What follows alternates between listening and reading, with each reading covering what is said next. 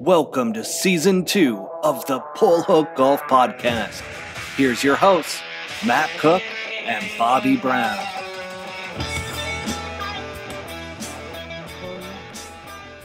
And welcome back, everybody, to the Pull Hook Golf Podcast. This is episode number 20. I still can't believe we're not only in double digits, Bobby, but now we're up to 20. We're in the 20s. We're on a roll. So, and we couldn't kick off the 20s better than with our guest tonight, which is a PGA Tour legend. I mean, and by legend, no, hang on, James. Come on. I mean, it's the only one to break out Gangnam Style out there on the golf course in a pro event. It's pretty special. So I thought gotta you were kick. talking about me, PGA Tour Oh legend. yeah, my bad, Bobby, my bad.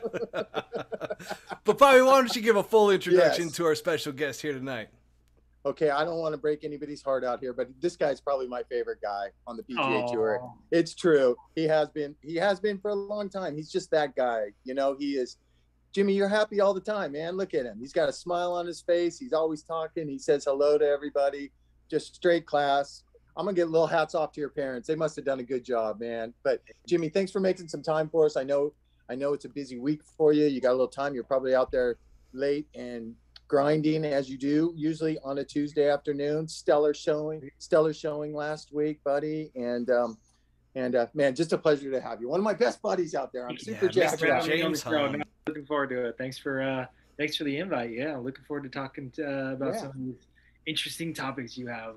We got it, Absolutely. Yeah, We certainly do. I mean, first of all, let's start with last week. I mean, Sunday, you went absolutely nuts out there. Low man of the day and the final round, creeping up to a T4 finish. Just take us through, like, did you, like, lock into the zone? Like, what happened out there, man? It's gosh, it was one of those Sundays where, you know, my warm up was good, was hitting the ball well. Made a couple putts on the putting green, you know, kind of like just a normal Sunday.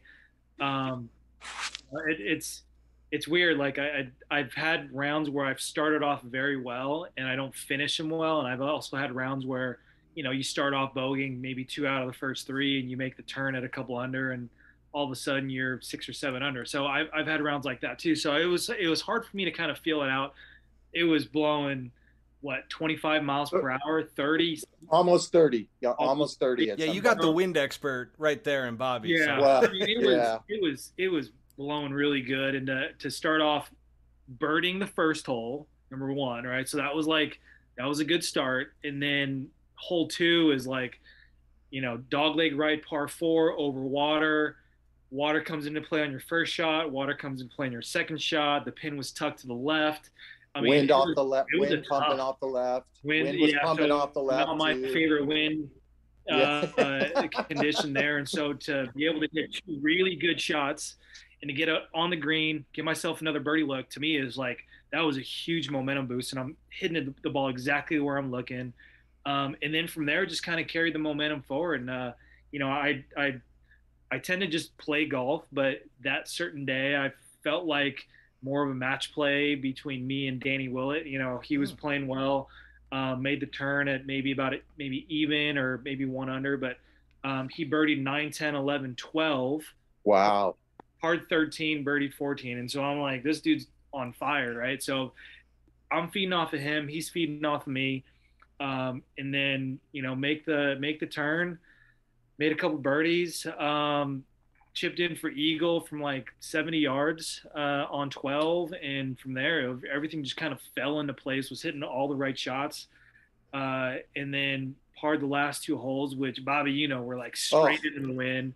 Oh. So, you know, Bobby's crossing himself right now, audience. Yeah. You can't see the podcast. 17, 30 miles an hour dead end. Guess how many balls were 45 feet past pin high? 98% of them, hopefully, if you're playing it smart. Look out that grandstand, right? And Look so out that for grandstand. me, like I just wanted to give myself a look at birdie. It didn't have to be 5 feet. I didn't care if it was 50 feet. I just wanted to be on the green putting. And so I gave myself a 30-footer on 17, which is really good. I hit 4-iron from 185 straight into the wind, kind of like an island par 3. And then on 18, I gave myself another look. I hit it on the fringe, had about 25 feet for birdie, gave it a good run. But to finish off a round like that, knowing that, I wasn't going to win the golf tournament, Finau was kind of running away with it, but a fifth place finish, or at the time I was fifth place, ended up fourth place, but a fourth place finish would and has taken me a long way from where I was a week ago. I think it pushed me into the playoffs and almost locked up my card, so I feel good about that. Is that going to carry over? Yeah. Well, it's got to, right? Almost locked up your card. You locked up your card. What did you move to? Yeah, I think so. What did you move to? 112. I know your personality. You're going to say that. If you take away all the guys that have joined the live, I think I moved 102 or 101. So I think that's so you're 109ish right now, somewhere around there. 109, yeah, I think something. Yeah. Like that. Hey, I got a question for you. You've been in that position. You've been in that position before in your career, where it comes down to the last 3 or 4 weeks, and why do you think you have the ability to rise to the occasion in those situations? I mean, what is it? What is it? What is it about you? I mean, like me, or just people in general. I mean, gosh, man, I've always played with my back to the wall. I feel comfortable in that position. I feel like that's what I practice so hard for. It's easy to hit fairways and greens when you're 20 under par, but when you're 3 over, 4 outside the cut line, and you need to birdie 4 out of the last 5 holes, I feel I like challenges like that. Sometimes I remember my rookie year, my first round scoring average was like 74 or 75. My second round scoring average was like 67. I just felt like my first round scoring average just didn't matter. I felt like there were times when I'm, 3 over, 4 over, 5 over par, and I'm just making careless bogeys, and it's like no big deal because I know I'm going to just make that many more birdies tomorrow. And so having a number in my head, having to go 6 or 7 under on Friday just to make the cut on the number or by one, not a position I want to be in necessarily, but I do like challenges like that. And so maybe that's helped me to this point, to where 3 tournaments left, haven't locked up my card yet, and now I feel pretty good. Yes, you have. Like, you're playing great golf. You're playing great golf right now. I mean, we've been around long enough to know you can do the math and look at the points and that kind of stuff. With or without live, with 2 weeks to go, I would say you're pretty safe. But I like the psychology behind what you're saying. Keep pushing. Man, I work for Jimmy here. We're good friends. I did a few events for him. I did this tournament for him in Detroit, right, Jimmy? It was a couple of years ago. Do you remember? Yeah. And you were coming back. Off of injury. You kind of had a little sketchy schedule. Didn't know. I think you were I think you were playing when you felt healthy enough to play. So I know that we played good. You played good. I just watched. You played good on Thursday. No. We're a team. We're a team. Of course we're a team. But I'm always going to say that. And you played good 4 under. Didn't play that good. Didn't really get off to a good start on Friday, and we got behind the 8 ball, teed off on 10. I'll never forget it, because when we got to 12. Do you remember 12? Shit, I don't like bringing up bad shit, but I'm going to bring it up on this podcast anyway. Got to back 12. We got to 12 on that pin. The only reason I'm bringing this up is because you reminded me of it for the next 2 weeks for about fucking 8 times a day. Yeah, you know what I'm talking about, you son of a bitch. Anyways, and I think it was a 9 iron, and you tugged it a little bit. Truth be told, you hit it, hit a little bit left, Matt, and it got to. And I can, I've been doing this for a while, and it got into a bad spot. It got into a fucking dead spot. Let's be honest. It was a pretty good bogey. You actually had maybe we're on the fringe or something for par or something like that, but kind of a little momentum killer. But do you remember we got to where we were like 2 or 3 off the cut line? And do you remember the rally you made from 5 home? We had to birdie like 4 of the last 5. And if I'm not mistaken, you birdied 5, 6, 7, and 8. If I'm not mistaken. And then we got to 9, and we needed to make a birdie, and we didn't make a birdie. But as a caddy who's been caddying for a long time, Matt, I got to tell you, in those situations, what a fucking make or miss or make the cut. What a guy's made of. You know what I mean? Sure. And he is made of, it's like In and Out. It's that special sauce. He's got that special sauce. So I did a few weeks for him, and then And then what happened last year at the playoffs or something? We were talking and that kind of stuff, and I came and worked for him at Liberty National. And you know, as a caddy, you always have these memories of guys winning or getting beat, all these glorious big time memories that everybody thinks about. But I'll never forget at Liberty National because we played pretty good on Thursday. It's a big boy golf course. Man. It is a big boy golf course. Absolutely. It is a big boy golf course. And I love that track, just as a yeah, side gosh. note. And maybe just grinding along the first day, 1 under or 2 under, and nothing was really happening on Friday, and we were finishing on the backside, and we knew we had to make a birdie because we got to 17. You remember 17, Jimmy? Pins tucked over the bunker about the sheet will say 4 paces on it. It was probably closer to 3. There's a little backstop back there, but you can't really use it and that kind of stuff. And 18's not an easy hole. We knew we had to birdie one of those holes coming in, right, Jimmy? You remember? And picked a good club, landed just on top. Do you remember that? You have probably okay. You have the best memory. You remember every shot that all your players have hit. Will somebody please tell Lori that I have a good memory because my birthday's coming up August 2nd. I'm going to 58. I'm just nodding my head. I'm like, oh, this is a good story. Go ahead. So Matt, we had about I'm gonna fabricate and say it was 45 feet because it was a putt and it was down. You know, we don't use greens books anymore, but it was probably 6 or 7 degree slope all the way down there. And all of a sudden I was watching him. Thank God he doesn't call me in. Well, you did call me in for a few putts that week. We were 2 for 3 that week. I do remember that. I always remember the good shit. And I'm like, God, all I'm thinking is, God, let's 2-putt this thing and see if we can stuff it on 18, right? And I remember looking at him as he was going around the hole doing this thing, and something came over me. Jimmy, you get these feelings before where you think to yourself as caddy, I'm like, he is gonna fucking bury this thing. Jimmy, what did you do? You buried that thing. I think I made it. From 45 feet. And Matt, I got to tell you, you get to 18T, and 18T at Liberty National is not an easy tee shot. You know, I mean, I think that's the Hudson River and the Statue of Liberty. Over there. No, I've hit it in that river. Yeah, you know. And then there's Scotland Heather and a bunker to the left of the path with up on you real quick. And I must tell you from my experience, and I'm sure Jimmy will agree, when you are on the cut line with 1 hole to go, it feels like you are trying to win a golf tournament. Absolutely. You know what I mean? 100%. Yep, and he hit a nice little pipe out there, a little bit left center. In between clubs, I remember that. We definitely weren't taking the club that was going long. We probably agreed. Right. I believe he said to me, he's like, Bob, this is probably going to be 30, 35 feet. And I remember, I'll never forget, he goes, I'm a 2-putt and we're going to go fucking get after it this weekend. And he hit it right where he was looking, you know, left side of the green. But I'm still nervous as shit, you know what I mean? 30 to 35 feet. It's a big purse, Jimmy. Jesus Christ, $6 you know? Jimmy was paying me 50%. You must have been packing some pretty good snacks that week, Bobby. I am known for my snacks.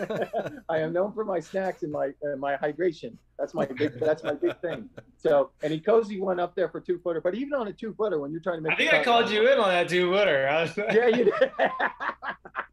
It was actually like, it was probably like a foot and a half, and I'm like, hey, Bob, I think I need to read. And you're like, it's straight in. I'm like, are you sure? You're like, I don't know. I'm second guessing myself. You start freaking out. And then we decided, we're like, let's just go straight for him. Let's just commit to that. If there's a hidden microphone inside a caddy when a player calls him in on a 2-footer, you would hear this out of the caddy's brain. Are you fucking kidding me? You are one of the best golfers in the world, and you are calling in a guy for a fucking 2-footer that you just saw creep up to the hole. So made it to the weekend, and we didn't get anything going over the weekend. We had some issues there. I always say it's number 1 because I worked the President's Cup there, and it was number 1. But Jimmy, what hole is that? That big dog? I don't want to bring it back to that big dog. Yeah, I think that's hole 10. I think we've been teeing off on the back 9. That's hole 10. Yeah, is it hole 10? No, hole 10's way back out. They shuttle you back out. It's right. 1. Yeah, it's that's what you're talking, the dog leg, right? With the water. No, it's the dog leg. Well, let me simplify it for you. It's the fucking one that you hit in the middle of the fairway over the weekend twice, souped it, and pulled it left into the water. Hole 10. That's hole 10.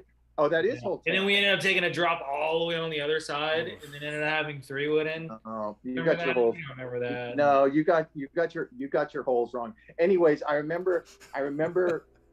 You got your holes wrong. I will come to me, but it probably won't be till tomorrow. But he hit these 2 pure drives, and he just. And I think you were, and it's funny you're saying, you're like, hey, I'm not going at this flag. I'm going to take my fucking 25 or 30 feet. And you just came across one and pulled a left. And I remember walking up to the green and you go, you know what? That's what really pisses me off right there, is those kind of mistakes that I make. And you were beating yourself. You're beating yourself down. And that's when you caddy on that. You know what I mean? Oh, absolutely. You got to shake up a water there. or something, hand him something, give him a bar, do something. But it was a fun week. We stayed in the same hotel together, and Jimmy is very smart with money, folks. I'm going to tell you that. And I don't think we paid for parking that whole week. Well, because we drove around every goddamn block for 30 minutes looking for the free parking. But it was free. It was free. They were charging like $45 a night, overnight parking. And I'm like, well, it's free street parking. What are you going to do? No, I'm being sarcastic. We made our little taco stops. On the way back. And it's just, man, that was one of those fun weeks. It's been almost a year since I've had a drink. I'm going to say 11 months, 7 days. And what time is it? 14 hours, something like that. And I feel great. But I do remember on Sunday night, we stopped somewhere and we got some beers. And you probably drink all one beer a night on a Sunday night after a tournament or something like that. Me, not so much. I get those heavy duty IPAs and I probably rifle down about 4 or 5. But do you remember, you're like, hey, don't drink too many beers because you got to drop me off at the airport at like 3:45. It was post-COVID, obviously, last year, and I had my car with me, so I had to drive all the way back down to Charleston, South Carolina. I remember when the alarm went off, and I'm like, I cannot believe that I told him I was going to take him to the airport at 3:45 a.m. And I get off the track like I always do, but it was one of those. And I put on 17. But you were going to leave early anyways, right? You were going to leave. Of course I was. We had been on the road for a while, and those little boys of mine at home, and Lori and everything like that. You had to tag in the pinch parent and the pitch parent and everything like that. I just came from a baseball game, pinch hitter. And man, it's weird how you get little memories as a caddy, and it's just a putt like that where you're just like, man, I just feel like this guy's gonna make it, and then the look in his eye and everything like that. Obviously, you had that all last week, and huge relief. Huge relief. And get after it again this week. And Matt, you want to say something? Because I'm just rambling here, bro. No, you're doing great, Bobby. I'm reliving these memories, and I wasn't even there. So I'm like, oh my gosh. I feel like I'm on the green watching the 40-footer. I'm on 18, just making sure that the ball doesn't go right.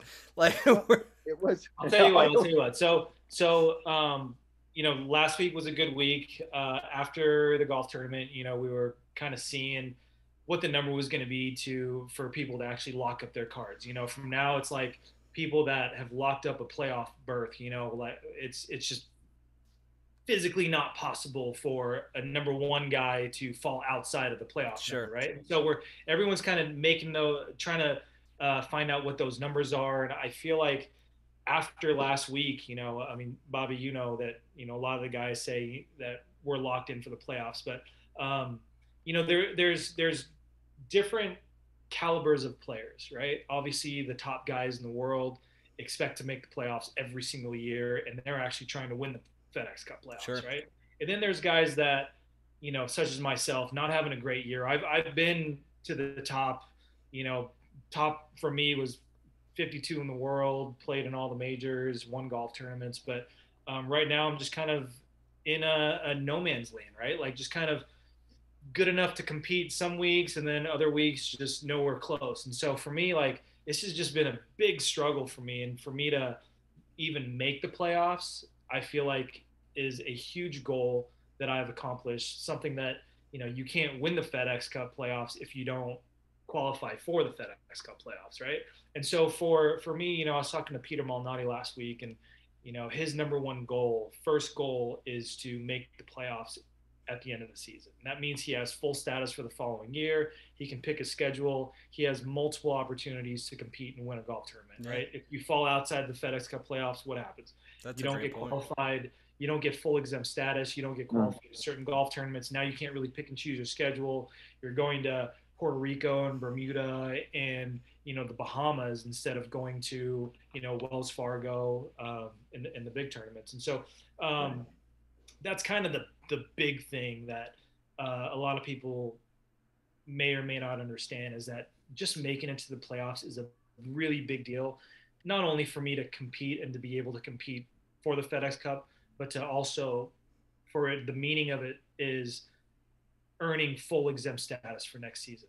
And so I think that's something that we all have on our minds for the big players, not as much as guys like myself, but it's a big goal for all of us to try to accomplish throughout the season. I'm glad you brought that up because I do want to take a step back. And as somebody who this year has been in that situation to where like your goal is to get into the FedEx Cup playoffs, one, it shows the importance of the FedEx Cup playoffs that a lot of just casual watchers, right? They don't really quite grasp. I mean, I know it's become bigger and bigger and the money's there and obviously tour status and so forth matters so much, but to the casual watcher of the PGA Tour, like it was always kind of like, okay, this FedEx Cup, it's going to be interesting to see like how important this is to players. So I think it's really great insight for our audience to hear from somebody like yourself, James, as to how important it really is. But as we take a step back, you didn't exactly come out on fire onto the PGA Tour, for instance, like right out of college.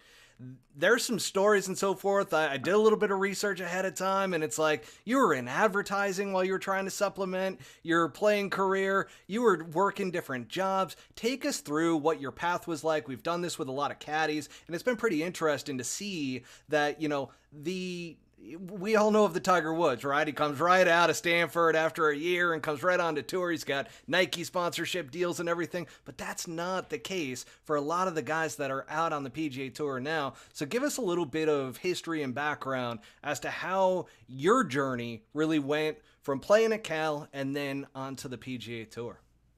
Yeah, that's so, gosh, I don't know how much time we have. It's, so basically, as a junior golfer, was really good, won a lot of golf tournaments, earned a scholarship to UC Berkeley, played there for, let's see, made the traveling team my freshman year, played my second year, redshirted my third year, and just didn't get along with the coach at the time. And so I actually quit the team my senior year in college, decided to focus on academics, graduated in 4, which is something that I'm proud of, and decided to turn pro right after. And anybody who's played the mini tour circuit knows that it's very expensive. So I just, I saved up all my scholarship money and, rolled the dice during the summer. And I went 0 for 3 and went broke on I think at the time it was called the Spanos Tour. You put up like $1,800 per golf. I remember it. And just went broke. And, I didn't really ask my parents for money. They weren't in the position to really support me financially. Still living at my mom's house, mom and dad's house.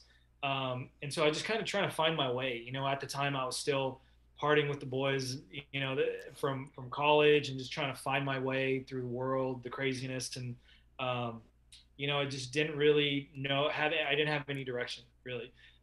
So then you fast forward a few more years, decided to just completely quit golf and use my degree, and ended up working for an advertising agency in Alameda, and wore a suit to work for a whole year, and was making a paycheck. And I just felt like it was, the life that I was supposed to live. And so I remember my yearly review had come up, and I was interviewing for another company at the time, a bigger company in San Francisco. And I went through 3 rounds of interviews, and kind of told myself if it was meant to be, then that's what I would do for a living, and made it to the final round of 2. And they decided to pick the other person instead of me. So then I went back to my advertising agency that I was with, put in my 2 weeks notice, and decided to give golf another try. And so I basically saved up my yearly salary, working at the advertising agency was $32,000 a year. So I saved up all my money, decided I'm going to give it another shot. Played out in Korea for a year, played on the Canadian tour for 2 years, then made it onto it was called the Nationwide Tour back then. Made it on the Nationwide Tour, now called the Korn Ferry Tour, and then won a golf tournament in Raleigh. Ended up second place at Tour Championships, and ended up earning my PGA Tour status. And this is my 10th season, and so had a couple odd jobs in between then. I've sold shoes at Nordstrom.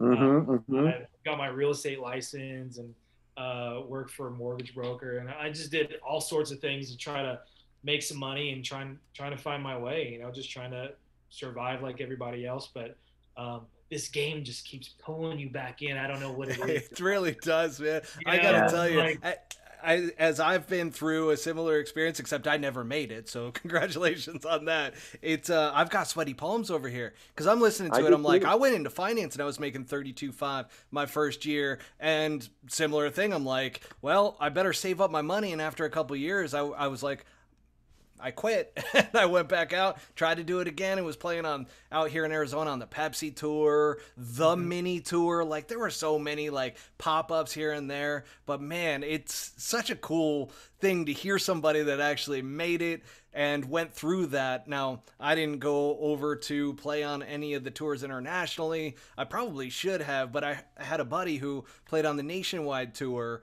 and had his status there because he made it into that final stage at Q School. And my goodness, did I hear just some horror stories about like the debt that just kind of builds up from traveling all over the place and not making that many cuts. And so that was kind of terrifying for me. I'm like, all right, I'm going to stay here locally. And I never ended up going to Q School or anything like that. But James, man, dude, just that alone, that's awesome. I'm gonna throw in a little tidbit of information. One of his teammates who I caddied for, who is one of my favorite guys too, Peter Tomasulo. Yes, sir. I'll never forget where we were. I don't know if we were at Pebble Beach. I can't remember the tournament, but Quinty Vineyards. What was it? Quinty Vineyards. Remember the one in Yes, of course I do. Yes, of course. Livermore. It was in Livermore, California. Maybe that was it, or maybe it was even before that. Because I want to say you might have been 17 or 18 years old. You were trying to Monday somewhere, and Pete had already had status, and you walked by or something, and he said hello to you and that kind of stuff. And you know, Pete's a straight shooter, right? He'll tell you if a guy can play or if he can't play. And I'll never forget. He looked I'm gonna interrupt. No. So I think I remember the days. Correct me if I'm wrong. So you might have been caddying for Peter at the time, or I'm pretty sure you were. I was. I was caddying for a guy named Brad Ott. Do you remember that name? Of course, OTT. Yeah. So Brad was looking for a local caddy, so I picked up Brad's bag. That's what it was. We were playing. We played the weekend, and we had met, and because Pete and I played on the same college golf team, and right. Brad said the same thing. Brad said like, "Hey man, you're a pretty good caddy. If you want, you can travel with me around the United States and just be my caddy." And I told him that I was pretty good at golf and that I was going to give it another shot. And Pete was like, no. He's not caddy material. Yeah. He's a player, And so I think that's where I first met you, because I do remember. Yes. Meeting you for the first time. My point of the story was Peter Tomasulo is cut and dry. He'll tell you if a guy can play or if he can't play. And I remember when we met and that kind of stuff, and you walked away, and he called me Beans. That was my nickname, Beans. He goes, Beans, that guy's going to play on tour right there. He said it. He said it right there. And of course, your path went its ways, a couple turns and everything like that. But he nailed it. So you were always on that Bobby Bree sonar, radar, beep, beep, beep, tracking system and that kind of stuff. So, man, what a great story. Hey, I got a question for you. You grew up in Oakland, right? Yes, sir. It's Alameda, but we're surrounded by Alameda, the golf course that I practice. Obviously, everybody knows Korean descent and that kind of stuff. I got a question, but maybe a little bit off the golf path and that kind of stuff, but I think it's pretty relevant for 2022. Couldn't it have been easy growing up in that area, being Korean? Am I allowed to say that? I mean, that's you're absolutely allowed to say whatever you want, Bobby. There's a lot of things that aren't PC. I felt like that was okay.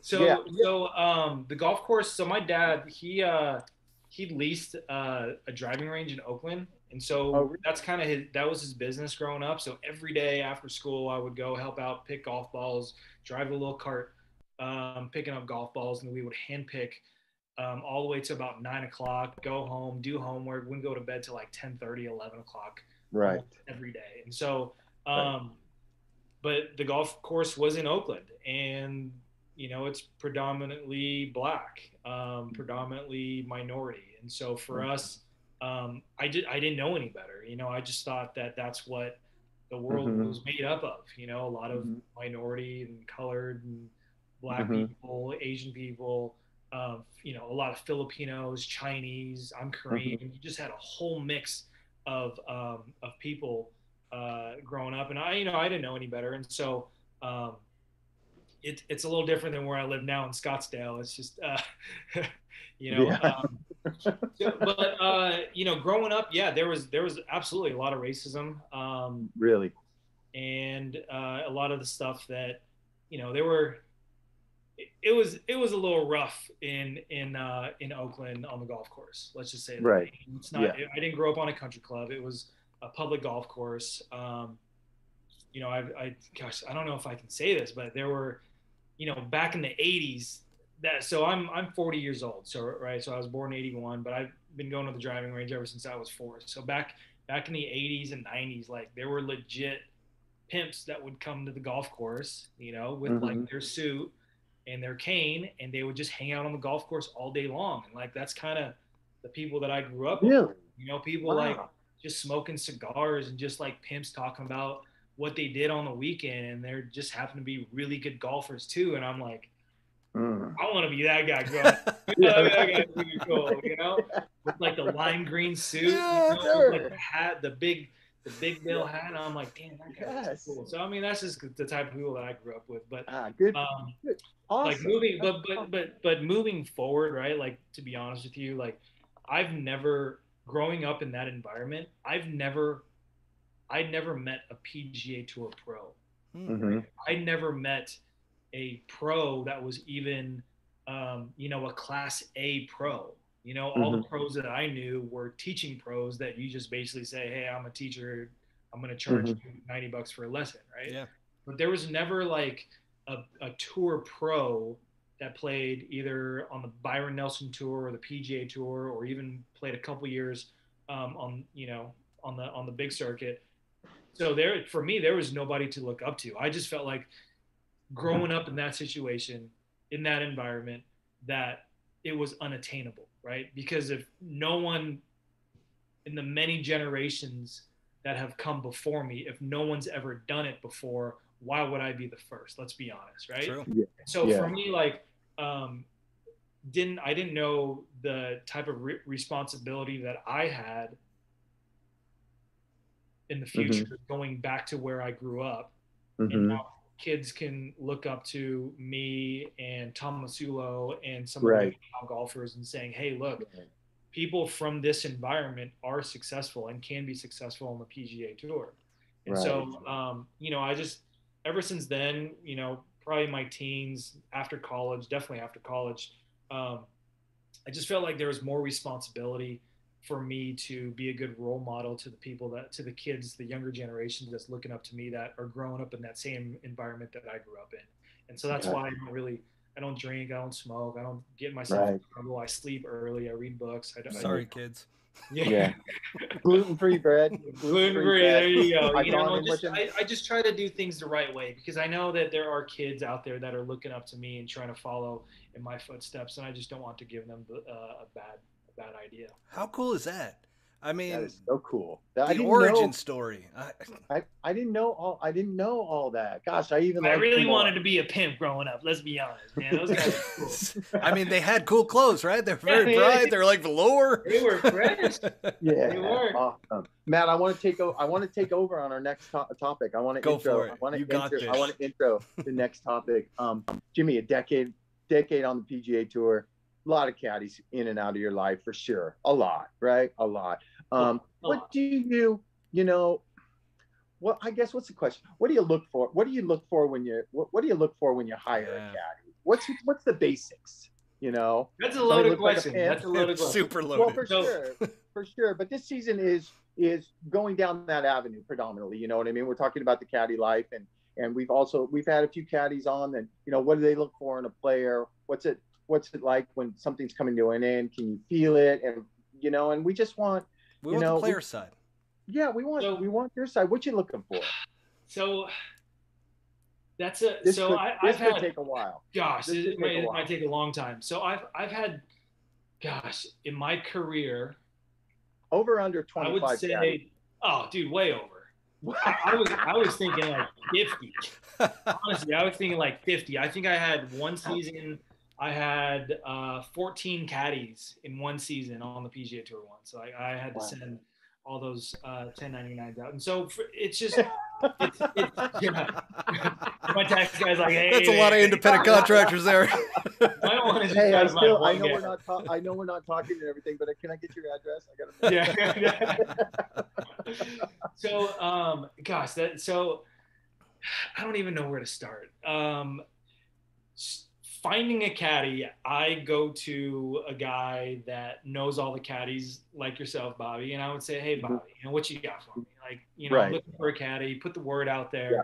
And there's always guys that are looking. There's guys that, haven't had a bag in over a year, guys that are kind of in and out of the game. And so for me, the first thing that I look at is, do we get along? Would we get along? Would we have something in common? I'm sure most of the time, if a caddy's been in the game for more than 2 or 3 years, that they kind of know the game, like if I want to talk about sports, we talk about sports and the guy's watching ESPN. If I want to talk about boxing, the guy's watching the boxing channel every day, trying to just learn. Right. And so I feel like that's kind of the easy thing. The difficult thing is, and this is so hard because, and it could just be a me thing, right? I'm pretty sure it's just a me thing, but it's like when caddies ask me, what do you want from a caddy? I can't tell you what I want in a caddy. And I've had a lot of times, actually, one of my caddies that I've had this year, I told him, we spent like an hour over the phone, like, okay, well, I think I like this. I think I like that. I think I like this. And then after about 3 weeks together, he comes to me and he says, James, everything that you said that you like in a caddy, yeah, that's kind of the exact opposite. Like, you don't like it when I do this. You don't like it when I. And so for me, it's like, learning on the fly, just kind of learning my mannerism. If I want to talk, I'll talk. And if I don't want to talk, I don't talk. And so this new caddy that I have, his name is Carson. Give us the background. Give us the background now. Now, is he?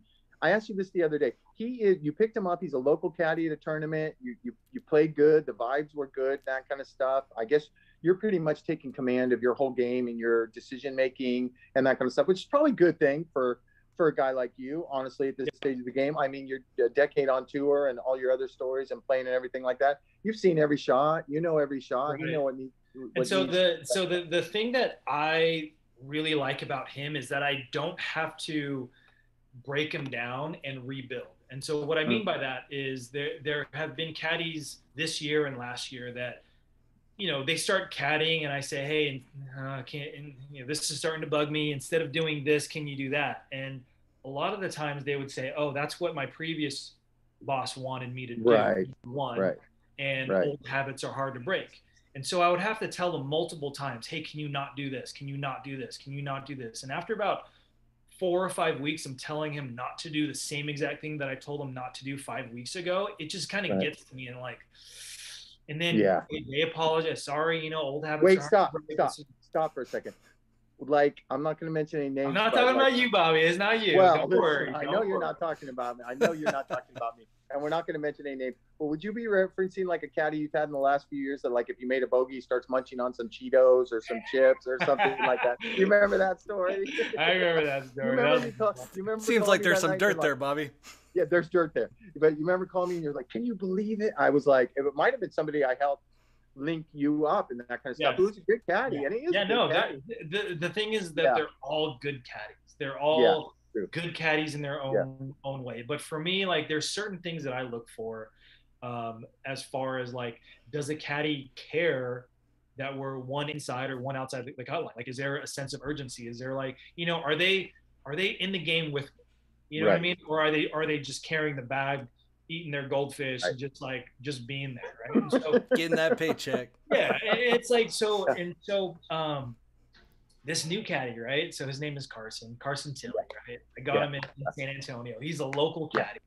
Yeah. Right? He sat down. Let me interrupt. He sat down with us during the delay at the lunch table. I couldn't get him to talk. Couldn't get him to say a word. You've done well. He's going to go. I've done well. Way. Exactly. No, he's actually very talkative on the golf course. But for me, it's like, and I tell him almost every other day. I say, Carson, do you know what I love about you? I say, I love it that you ask me so many questions, right? You ask me the littlest things that you want to know to be a better caddy for me, right? And so a lot of things are like, hey, James, where do you want me to stand on the tee box? Okay. I'm like, that's a great question. You know, like, can you stand here, right? I don't like it when you stand here. And it's like, oh, okay. And guess what? Every single time we get to the tee box, he stands where I want him to stand, right? Excellent. That's kind of awesome. And it's just like the littlest things. It's like, do you want one water or two waters in your golf bag? And I'm like, great question, you know, like, and so all these little things, like I probably answer over 100 questions a day, right? And they're the littlest things, but I feel like, you know, not to sound stuck up, I feel like I'm being catered to. Like the guy actually wants to know me. So that way the next time we go out, and Bobby, you know this, is like I start off with 3 golf balls. Yes. Right? Yes. And then when I want to putt by myself, after about 5-10 minutes, I only want 2 golf balls and I'll just putt by myself, right? And so like after a while, he kind of knows, you know, hey, do you want to go putt by yourself? Okay, here's 2 golf balls. And then he just kind of sits by the golf bag, right? Like I don't have to hold his hand. And so there's a lot of things that that he does that if he doesn't know, that he'll ask. And I feel like a lot of the tour caddies now is that they feel like, okay, my last boss wanted this. My previous boss, you know, before him wanted me to do this. And so I'm just going to assume that James wants me to do one or the other, when it could be a completely different thing that I want to do. And the guy's not asking. And Bobby, we've talked about this before. After about 2 to 3 weeks of me constantly telling my caddy, hey, can you not do this and instead do this? Can you not do this and do this? Bobby, I've told you numerous times, I feel like I'm picking on the guy when I'm really like, hey, there's certain things that I want my caddy to do. And if he's not doing it, I have to tell him, hey, don't do this, instead do that. But I just feel like I'm picking on him so much that, you know, a lot of the times I hold it in and I say, okay, well, I'll only pick like 3 things today that I'm going to pick on him, and I'm going to let the other 7 pass, right? And then I come back the next day and it's like, okay, I got to pick 3 more and I let 7 pass. But after a while, there's 20 things that are just like eating at me. I'm like, after a while, I'm just like, okay, like I just blow up and I'm like, why do you always eat Cheetos when I make bogey? Like, it's so annoying. Like, just say something to me, right? And you're getting orange shit all over the towel. Oh, I know, right? Like, why do you always have to blow your nose on my towel? It's so disgusting, you know? Oh, like, shit, I do that all the time. Yeah. You know what I mean? Like, there's I only do that to my own golf bag. Yeah, and it's like just these little things. Like, you know, I like to putt with 2 golf balls. Why did you give me 3? Right. You know? Right. Awesome. Yeah. Hey, I'm gonna put this next question. Best caddy you ever had? The caddy settle down, because I'm putting a disclaimer there. Caddied over 6 events for you, so that leaves me out of it, because I probably wasn't the best caddy you ever had, but you would think probably Mark Urbanic. Well, I'm leaving your new guy out, because it sounds to me like that's a nice fit, and he could probably. Yeah. I'm going to back up a little bit. When I watched him play at Liberty National, what did I tell you after the weekend was over? You got a W left in you, because the 3 or 4 weeks that I caddied for you previously, you were broke down, you were hurt, you were like, you know what I mean? And do you remember me saying to you, I'm like, man, you're not even the same guy that you were in Detroit and Memorial or the workday at Memorial, whatever we played, and that kind of stuff. So I'm calling it right now. Jimmy's got another W in him, folks, right there. But getting back to what I was saying, Mark Urbanic, true professional, 100%. Just one with Tony Snell. Yeah, not even close. The and I feel like Mark, he went to William and Mary. I feel like he's a very smart guy, and we can have just very well thought out arguments. But at the end of the day, go to dinner together, right? So we're in a world right now where if a caddy's offended, right? Like the first thing they think about is like, okay, I'm done with him. I'm just gonna go find another bag, right? Right. If happens a lot. Yeah, it's like there's just bad energy, and I've had caddies before, previous years where we've had one argument, whether it's, the littlest thing, right? Bad club, bad wind, or just whatever it is. And that just lingers for like weeks.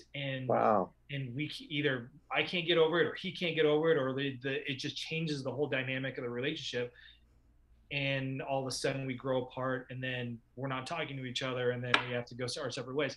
But I feel like Mark and I have had so many of those conversations, and then it's like, all right, what do you want to do for dinner? All right, I'm buying. Let's go hang out. Water under the bridge. Where's Mark from? Because he sounds like a New Yorker. And James, I got to give you credit. That's a New Yorker move right there. It's like you could argue with somebody till you're blue in the face, and then it's like, hey, where you want to go grab a bite to eat? Let's go hang out. He's actually from Jersey, so there you go. He's got some thick skin, but we've had so many conversations, and I remember him saying this 100 times, like just religiously over the 4.5, 5 years that we were together. He says, I just want you to know that we're on the same team. I want you to play great golf. I want you to win golf tournaments. So don't ever forget that, right? Is that I'm not trying to make you mess up. Right. I'm trying to help you in your career. I'm trying to have you play the best golf. And then I would come back and say, Mark, your job is not to be correct. Your job is to make me feel comfortable over the ball. So if I have the wrong club, and if we're playing the wrong shot, but I'm 100% committed and confident, let me hit it, right? Because I would rather hit that shot and try to pull it off than for me to feel totally uncomfortable over the ball, right?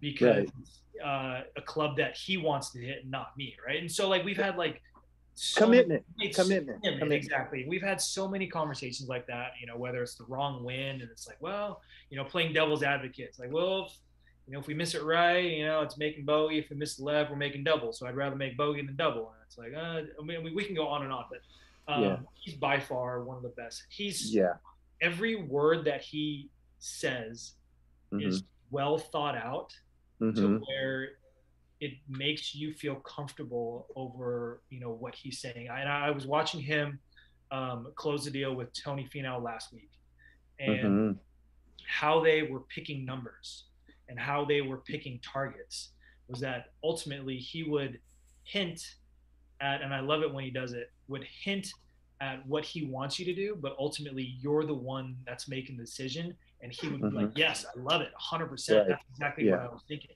Right? It's like, hey, Bobby, it's like, it's going to play a little bit more than 149, but not quite 151. What number are you thinking? Right? I got an idea. 150, you're like, I love it. That's a great number. 100%. Yeah, commit to it. Done. And I'm like, I feel like a genius, right? Like that's how he makes you feel. So probably it's funny. It's funny what you just said. The first thing that comes to my mind of what you said a few minutes ago about that whole deal was the time that the year that I spent with Sungjae and that kind of stuff. You know what I mean? Where I just feel like, man, if he had a little bit of that in him, he could be certainly a top 10. Well, I mean, probably will end up being, but a certain top 10 player in the world and that kind of stuff. You know what I mean?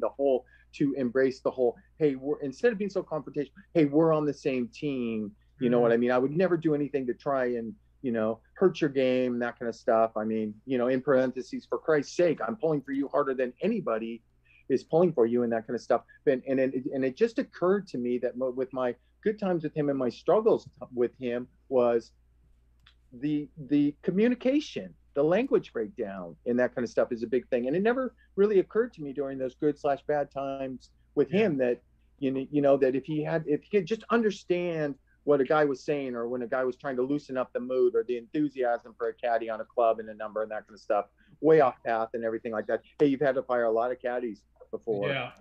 Before I forget, one of the things that Mark has done that I think very few caddies in my career have done is that the 5 years that I was with him, he's never said to me ever, right, I told you so. It's like, I knew it. I knew it was this, or I told you it was going to be a flyer, or anything like that. And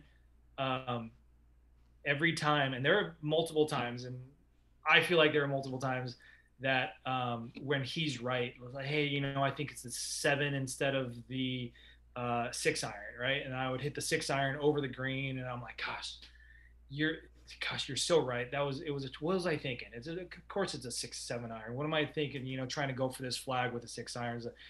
There was never a time that he would say like, yeah, like I was right.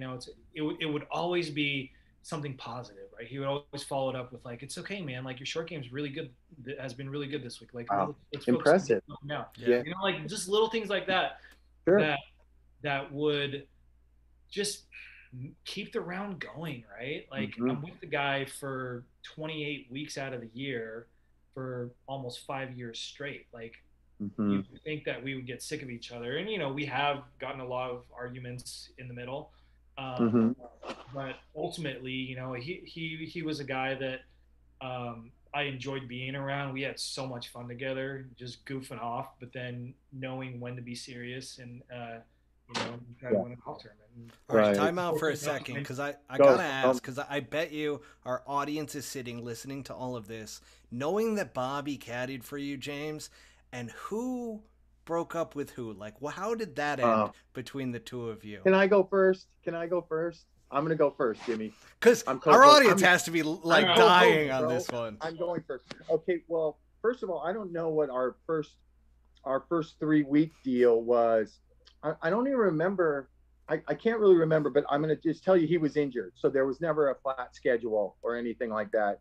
You know what I mean? So I couldn't, and he would tell me, he's like, man, I'll tell you what it was. He flat out told me, he's like, man, if you get another bag, you got to take it, because I don't know where I am right now physically. I could play 2 or 3 weeks in a row, and I might not play for 2 or 3 weeks in a row. And I believe that's when Sungjae came into my life, if I'm not mistaken. And I told you, I'm like, man, I pick up Sungjae back. There was nobody more genuinely happy for me than Jimmy when I told him. It's a lot of character right there, James. Yeah, there was no one more happy. I was in a place in my life where, I was battling an injury, wasn't playing the best golf of my life, was questioning whether or not I wanted to even play golf for a living. And so for me, I was just kind of going through the motions. Obviously I love competing and playing on tour, but just my heart wasn't there. And I was being honest with Bobby. Yeah. Hey, if you find another bag, like, please, like, don't stick with me. I'm, going to be 40 this year. Right. And so I was like,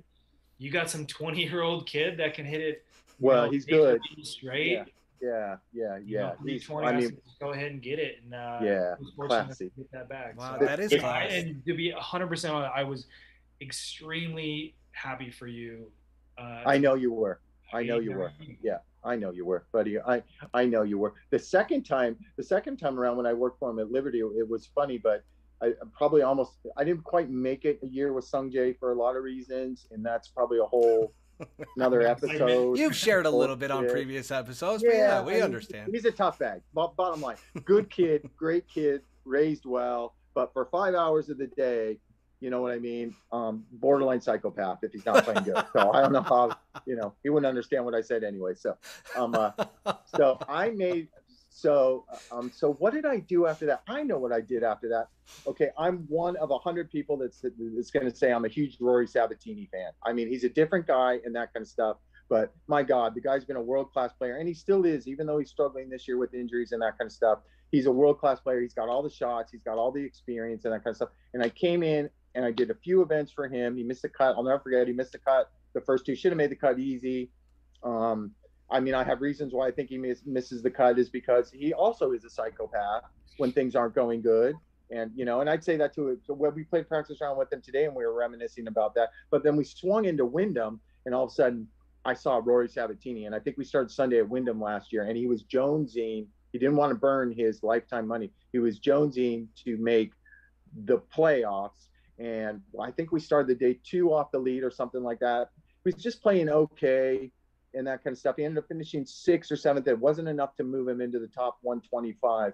But I can tell you, at my age and my stage of the game, and it's funny, I was talking to I hope he doesn't hear this. I was talking to his caddy about it today. But it came to the point you know, I went to work for Jimmy at Liberty. You got to carry a fucking fire extinguisher with you if you're going to caddy for Rory Sabatini, because there are pop-up fires that fucking just happen. And you got to run over there and put those fuckers out really, really fast. And he just can get, he burns a lot of energy on stuff that he doesn't need to burn energy on. Like if somebody's moving 2 fairways away and another player's hitting, he's yelling and screaming at people to hold still. And I remember him doing this all day in Wyndham on Sunday. And I'm like, hey man, you're paying me a lot of fucking money. I love yelling at people. Can you let me fucking yell at somebody? And you just focus on playing golf. But God, he's still a great player. And anyways, that's when I did the playoff for Jimmy, and I saw the healthy Jimmy at Liberty, you know. But I also knew that I had, well, here's what it came down to me. I was going to work for Jimmy, I was going to work for Sabatini, or I was going to work for Troy Merritt. And I told, and wow, this is the first time I'm going to ever tell Jimmy the truth about this whole thing. I got a great friendship with Jimmy, a really good friendship with him. It's happening. When he's going to make, I know when he's going to make a caddy change, because my phone fucking rings, you know, and it doesn't stop ringing until I pick it up. And he bends and he goes, and he just says, what do you got for me, Bob? What you got for me, Bobby? Yeah, what do you got for me, Bob? Rank them 1, 2, and 3. And you know me, Bob, who's going to get along best with me? But I remember Jimmy's like, hey, man, you're more than welcome. I'm not pressuring you, but you're more than welcome to come to work for me next year. And I know Troy Merritt's a super great guy, right? Super consistent. I mean, he's stress-free, blah, blah, blah. And Jimmy's stress-free too. He's stress-free and that kind of stuff. But I think that was the deal. Sabatini, I felt bad about because he had just played good and that kind of stuff. You know what I mean? But had I been caddying for 2 or 3 or 4 years and not 15 or 16 or 17 years, I probably would have hung in there with him, because I still think he has some great golf in him. But fucking mentally can wear on you as a caddy when you're constantly breaking out the fire extinguisher and you're like, man, this guy is so fucking good. You know, he misses a green. He's like one of the best chippers I've ever seen in my life. You know what I mean? It's like, no stress, man. Why are you getting so worked out up? But that's for me why I didn't, you know, I got a great relationship with this guy. And who knows, I could end up doing a random tournament here and there for him and that kind of stuff. And you know, that was my deal. Is that sound about right? That's 100%. And so for me, after my injury, Mark and I had split. He worked for Uline for a while, worked for maybe 1 or 2 other guys, and then ended up getting the bag for Tony Finau. And so that one was a done deal. He's not coming back. That's a world-class player. Right. So for me, you're absolutely right. I've been bouncing back and forth between numerous caddies throughout the season. Right. And so we even talked about doing like a bag share and just going on a rotation. You know, that's other guys and just kind of working them in. Yeah. I feel like you're the one that brought up that idea. It's like, Jimmy is like, you don't need a guy all year long. Just bring in a guy in for like 3 or 4 weeks. Fresh face. Yeah, fresh face, new conversation. I'm like, you know, that's kind of what I've been doing. You know, just kind of rotating guys every 4 or 5 weeks. But you know, I'm going to interrupt. I really want a guy that I can have for the entire season. It just so happens that after about 4 or 5 weeks, like we just kind of grow apart and I end up having to switch. But I don't ever go into it with the intention of only going 4 or 5 weeks. Otherwise I would tell them, you know, hey, we're only going to do 4 or 5 weeks. We're going to be friends, but we're not going to work together for the rest of the year. A lot of the guys won't even take that bag if I had said that. And so a lot of the times that brings up, because you're not the first one that said that. Matt Every was a big proponent of this too.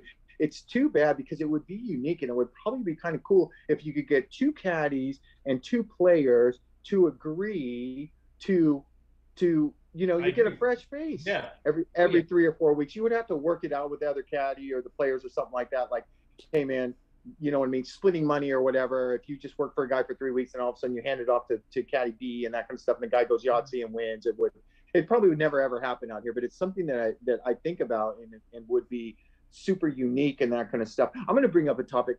I've been training my son to be a caddy for some years now, and he is well on his way. You know, he just, as you know, he just got a win with, I hate saying the caddy gets a win. His player Pearson Cootie won a golf tournament, and Daniel did a hell of a job. Hey, it's a team, Bobby. Yeah. It's a team. It's a team. Right. It's a team. I still can't get that through my head, you know.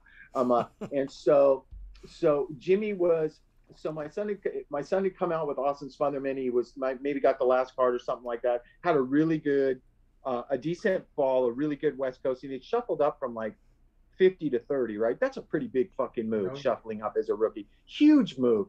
And I'll never forget, my son calls me and he goes, Dad, I got a feeling it's coming to an end. And I'm like, don't be crazy. You just moved up 20 spots in the shuffle. You're doing a great job. Jimmy will tell you, the kid's out there caddying 18 holes and he's fucking walking the golf course and he's training, right? And he's walking the golf course. He's cramming for a test. He's absolutely cramming for his test. He's doing all the right things. I go, kid, you just keep doing all the right things and your path is going to end up being your path. So anyways, I guess this kid's Smotherman's coach. I'm just going to say, if Cam McCormick gets involved, hey, maybe we should try, maybe, which happens 9 times out of 10, maybe we should try a veteran caddy and see how it goes. So he kind of got the boot that way. And it's like, I'm staying at the MGM Grand and I just went down to the cage and I called in a marker because I called Jimmy and I'm like, hey man, you see him working hard and that kind of stuff.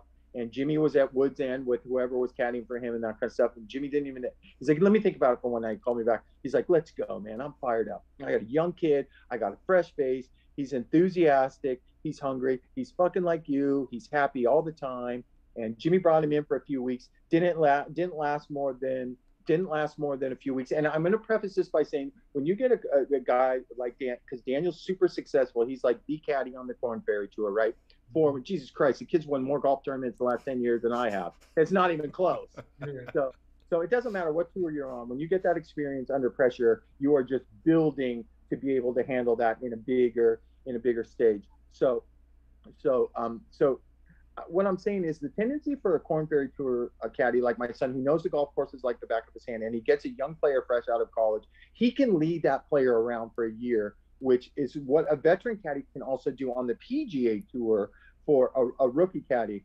And basically what I'm saying is he's explaining everything, he's doing everything, you want to land it here and that kind of stuff. And I think you ran into that issue with him, if I'm not mistaken, where he wanted to do so much, you know what I mean? And he hadn't perfected the art of listening, so to speak. And you could also probably go back and say, hey, Bob, if I make the 9 or the 10 footer on 17 and 18 in Hilton Head, maybe it went a different path. It worked out great for both of you. Right. So either way. Yeah, I'll pick up from there. So I remember having a conversation with him after the Puerto Vallarta event, and we just had a heart to heart, right? I mean, I love the kid because he's your son. He's a really good kid. We spent a lot of time together. But I told him that. I told him exactly what you just said. I said, hey, you know, I felt like he was trying too hard, right? Right. And so he was walking the golf courses. He put in a lot of work. He would walk the golf courses and just do extracurricular activity just to make sure he had every number, you know, in case I needed it. The only problem was that he gave me every number when I didn't need. It's like he had all this information that I felt like he just wanted to tell me, just like going on and on and on. And it's like, bro, it's a stock 9-iron. It's don't make it more difficult than it already is, right? We have 72 holes, and we don't need to make it like this is to win the golf tournament, right? Like it's just hit a 9-iron. I know exactly where I need to hit it. I know where I can't miss it, and then we'll just go from there and try to make the putt. And I felt like there was almost like this like over caddying aspect. Of course. Right. Of course. So there, you know, even veteran caddies do it all the time. That, you know, golf is very difficult. Let's just be honest, right? It's golf's weird. Golf is weird. And a lot of the times we're just going for middle of the greens or, you know, the fat part of the green and try to make the putt. Like that's kind of the obvious, right? But having all this extra information, I feel like is just noise, you know? And for me, I play my best golf when I don't hear that noise and it's like point and click, right? Just give me yardage, I pick a golf club. We don't ever need to talk about it because we're both on the same wavelength. And if I happen to miss it short-sighted, I don't need to be reminded that, hey, do you want me to remind you that the miss is left here on this hole? Or, you know, not saying that he did that. But it's like, I've gone, you know me, man. I've gone like 18 holes without talking about one shot to my caddy. It's like, hey, what's the yardage? Okay, cool. And you just pick a club, swing, and go to the next one, right? And then every once in a while, I'll you know, freak out and say, hey, you know, like, what do you think? Is it a cut 7 or should I draw the 8-iron? Should I hit it high or low? Like, what's the miss? Like, where do I want to be? Do I want to be putt from the short, you know, front of the green or the back of the green? You know, like all these, and then I'll just start freaking out. But the majority of the time, it's like just, you know. Yeah. So you had to go. Yeah. Had to be, man, had to be rough to tell him that you were going to make a move. Yeah, especially because him being my son and everything. Exactly, and that's something that was really hard to do because, and you know, I've talked about it with other players and caddies, not about your son specifically, but just in the past, and about letting a caddy go. And I think this is one of the topics that we wanted to touch on, is like, knowing that I have to make a change, right? And sometimes, and this is, you know, it's totally on me, but having promised, I think I promised Daniel that we would go X amount of events, and we didn't make it that far. Right. I think maybe it was like 5 events, and we were at like event number 4, and I was like, hey man, I know I promised you that we would go 5 weeks, and I've done this to previous caddies before, and it's like the underlying, you know, theory of me letting go of caddies before a certain, like, if we had promised to do X amount, is that it's my career on the line, right? Sure. And I feel like that is enough, that is important enough for me, that if I'm going to make a change, that it's better to do it now than it is to basically waste a golf tournament with a caddy that I don't necessarily we're not clicking. You're not clicking. And I always see, you know, talk to my brother, I talk to my wife a lot about it, and the question that always comes back to me is, can you win with this caddy? Right? And if the answer is no, or if you have to think about it, then move on. Right? Because every week we're trying to win a golf tournament. We have no idea when we're going to win, but if I go into a golf tournament like, man, I don't feel like I can win with this caddy, or I feel like, you know, there's so much that we need to work on before we can get to that point, that, you know, if I know that it's time to move on, then, you know, I have to make that uncomfortable. That reminds me. It to me, it's like I try not to let it get personal, because a lot of these caddies I see face to face every single day. And I respect them so much, right? And I know where they're coming from. They need to feed their families. They, you know, like, what are they going to do now? Like, they're unemployed for X amount of weeks moving forward. And I just, to me, that's the worst part about, you know, right? Yeah, because everybody can get let go. You're a human being with a big heart. That reminds me of a funny story. Some years ago at the Canadian Open. God, I want to mention his name, the caddy you had. I was working for Kokrak. What was that course? What was the course we played for years at the Canadian at the Canadian Open? Glen Abbey. No? Glen Abbey, yeah.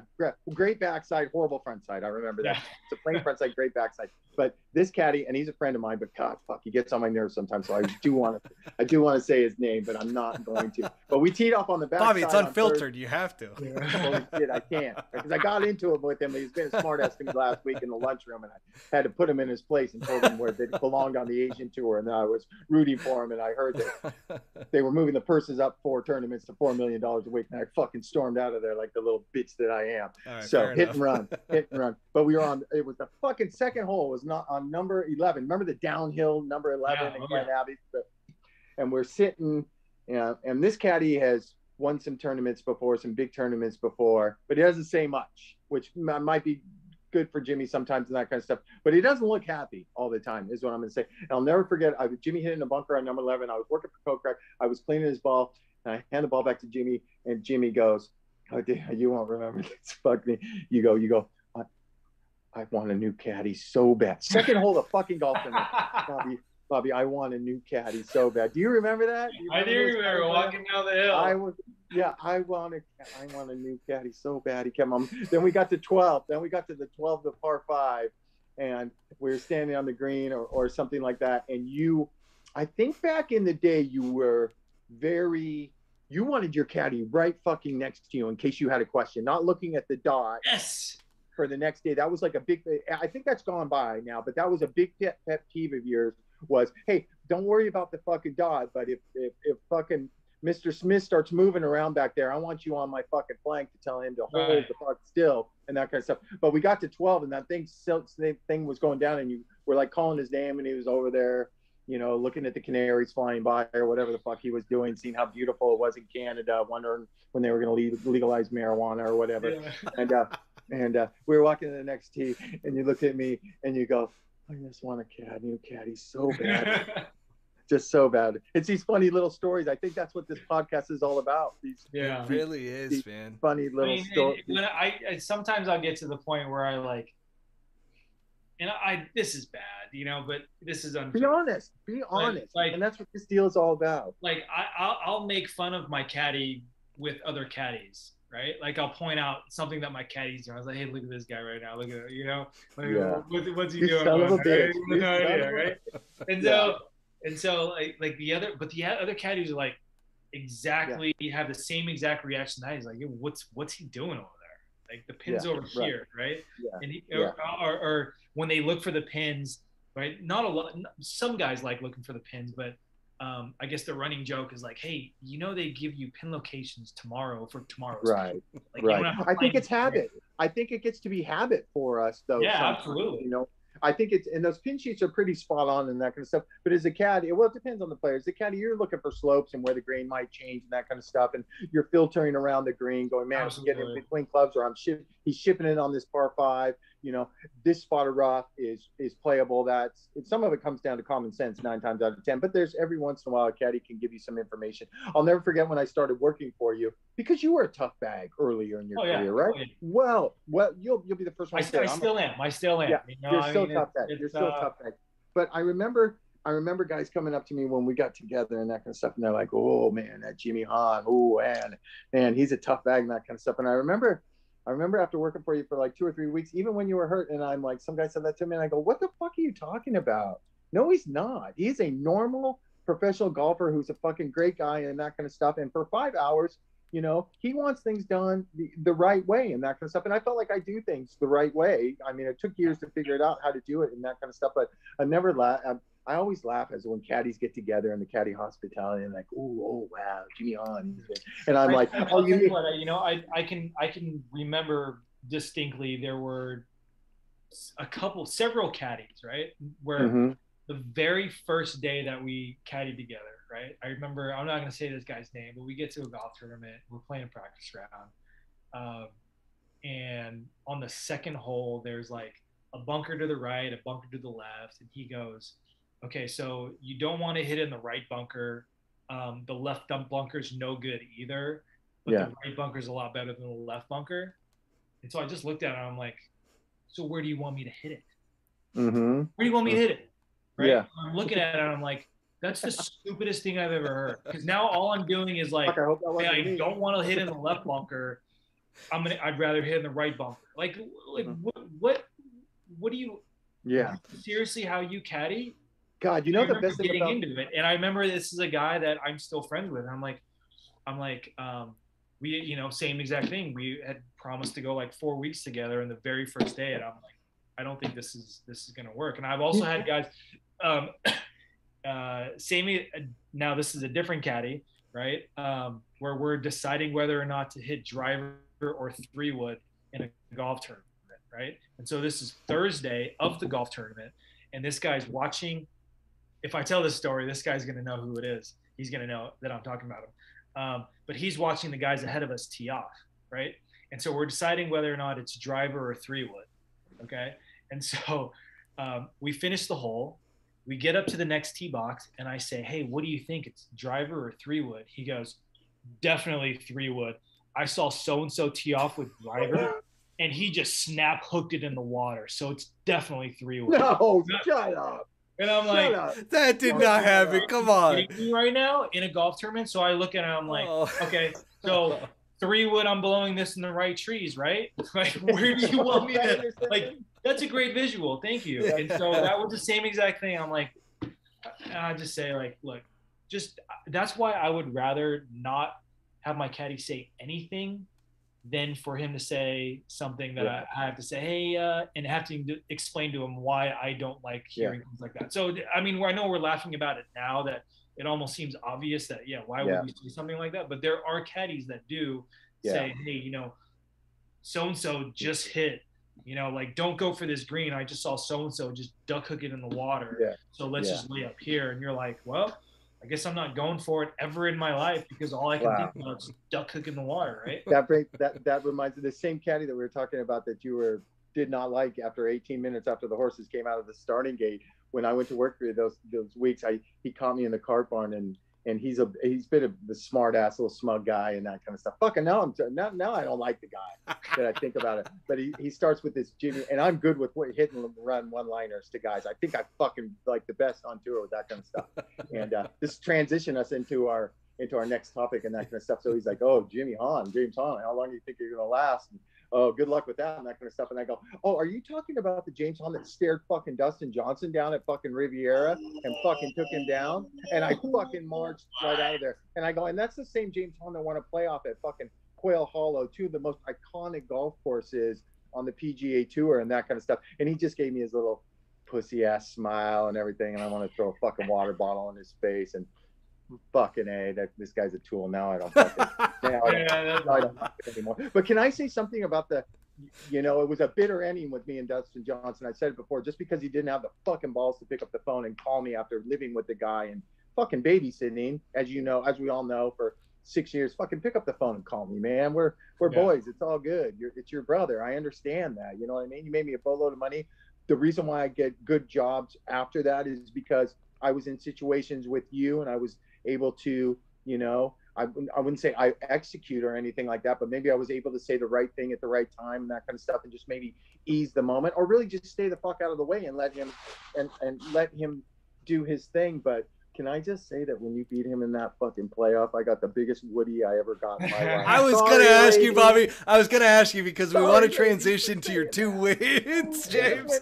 And that first win, I mean, in a playoff and so forth. But no blue pill needed. Listen, that was shortly thereafter, the whole split, right, Bobby? In 2000. So the win was in 2015 at Riv against DJ, and then I forget who was the other player that was in that playoff. James, do you remember? Wow. Jimmy Hahn for president. And that was your first win, right? That was my first win. To go against those two, stare them down. This goes to how great of a competitor you are. And I've heard it in this interview too, that it's like, man, when I'm under the gun and there's something that like I'm going up against and I'm looking somebody dead in the eye. You were talking about it when you were playing Danny Willett this past Sunday and he started going off and all of a sudden that competitive fire. And I feel like there's something about that. I actually feel like there should be more match play events on the tour. I think there should be a major championship about match play because it's a different game. When you can look somebody dead in the eye and you can see their shot and hey, let's do this. It's you versus me. But 2 wins. And the first win on the PGA Tour coming up against DJ and Paul Casey, who have both, I mean, come on. It just screams that you're a competitor. Yeah, that almost, I'm going to interrupt you, Jimmy, but it almost gets back to that, what I saw on 17 at Liberty National when I knew you were going to make that putt. You know what I mean? I was having flashbacks, but what a moment to live at that golf course and to win at that golf course. I love Riv. Left Pebble Beach out. God, I feel so, man, sometimes I have to pinch myself because I get to hang out with you guys, number one. It's true. You just take this job for granted sometimes, and sometimes I have to sit back and I'm like, man, I got the coolest. I hang out with the fucking best golfers in the world every single day. I am trucking around the most iconic golf courses that people would give their left nut to play, and Riv's it. I'd cut mine off right now, Bobby. Fucking settle down. No, it's we're gonna need that.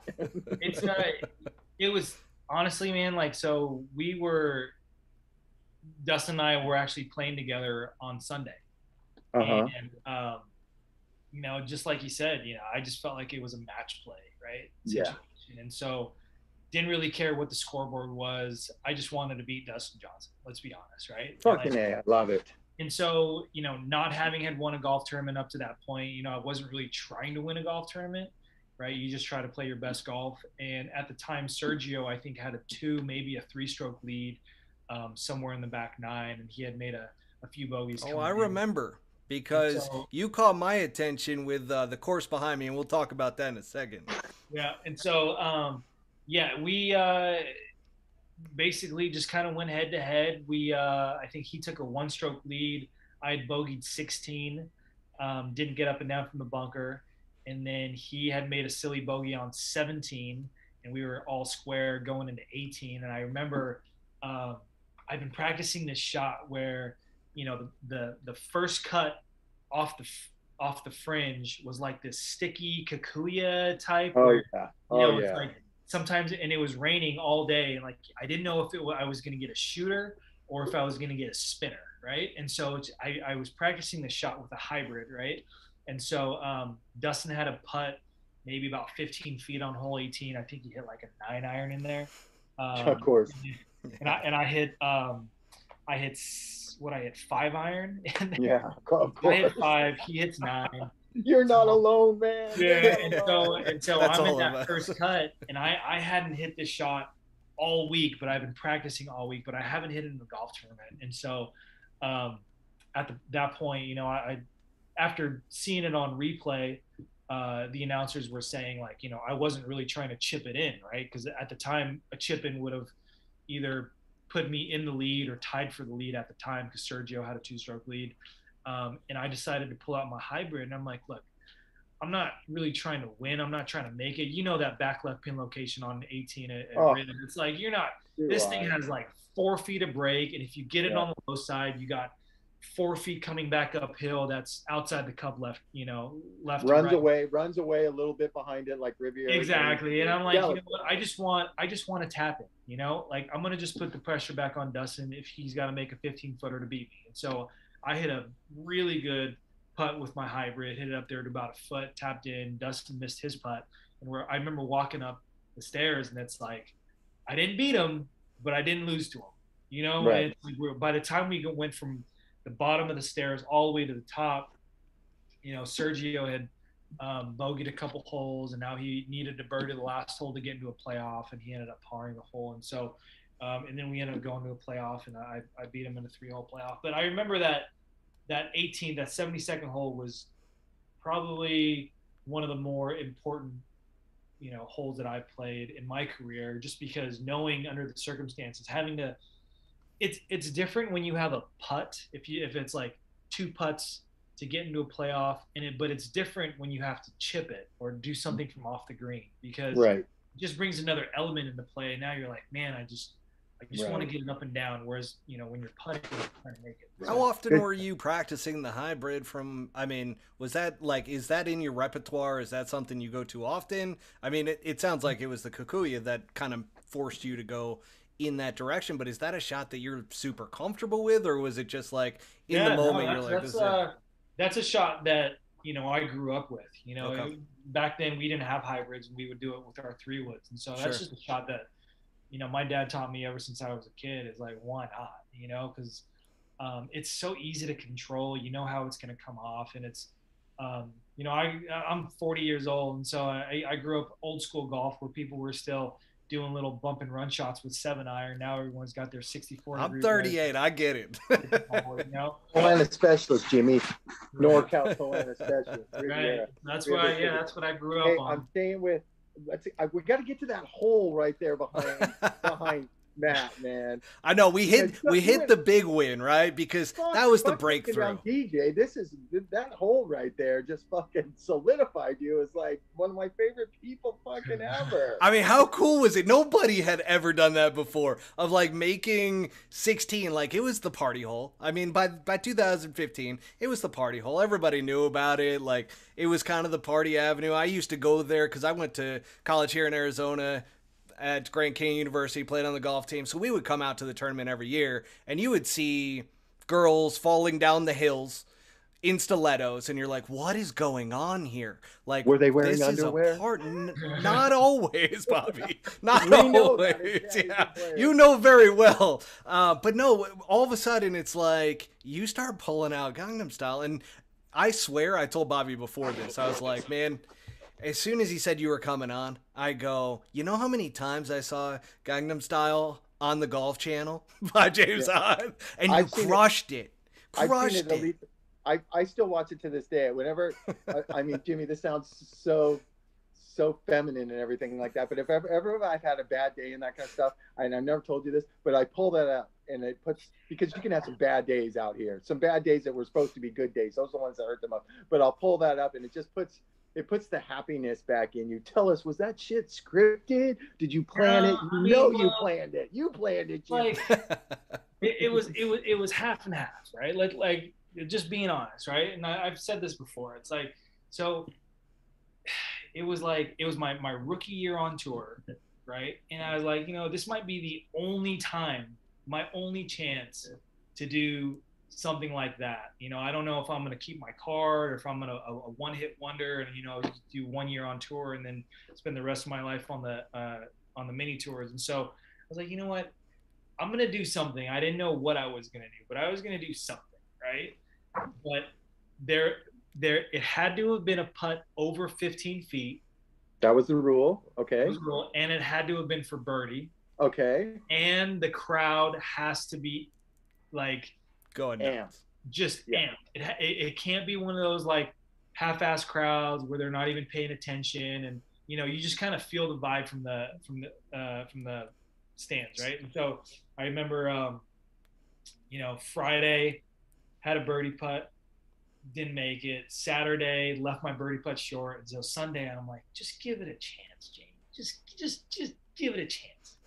And it was I remember hitting the tee shot. It was at middle right pin location, and I hit to the middle of the green, and it was like 20 feet. And I'm like, okay, that qualifies, right?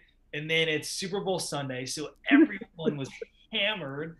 Having a good time. And it was like sold out crowd. I've never seen so many people there, right? And then so I was like, okay, so check, and then now all I have to do is make the putt. And so as soon as I made the putt, right? And I remember playing with Sang Moon Bae, and I'm like, I think I'm gonna do the dance, right? I'm like, and he's like, what dance? And I'm like, I think I'm gonna do Gangnam Style. Like if I make this, he goes, no, you're not gonna do that. I like how your hands went like that immediately. Yeah.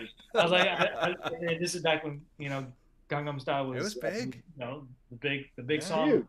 And so as soon as I made it, like I remember, had my club up like that, and I walked over to the green. And I'm like, are you really gonna do this? Are you really gonna do this? Right. And then I just dropped the putter, and I just full commit. Just go ahead and do it. You nailed it. It just so happened that there was a TV, right? A camera like right there videoing the whole thing. Right? Had your face on, close up. Right? And just like the whole thing and like the whole doing with the legs and then like finishing it off. And it just what the best part? The best part was the ending when you went, with both hands like that. Like I don't even know what that was. Like done. Right?